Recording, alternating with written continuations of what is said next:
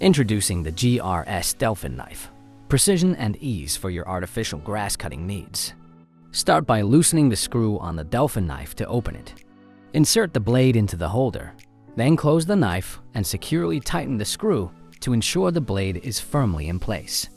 When you're ready to cut, always hold the knife at a 45-degree angle with the artificial grass. This angle is key to achieving the best result as it avoids cutting artificial grass yarns. Begin cutting at the edge of the artificial grass, keeping the knife angled as you go. This will help guide the grass blades to fall smoothly over the seam as you make your way through the cut. The Delphin knife is compatible with various GRS Universal Blades, offering the perfect blade for every task. No matter the job, there's always a blade suited for your specific needs. If you've maintained the correct angle throughout, you'll notice that the grass blades naturally hang over the seam, leaving you with a flawless finish.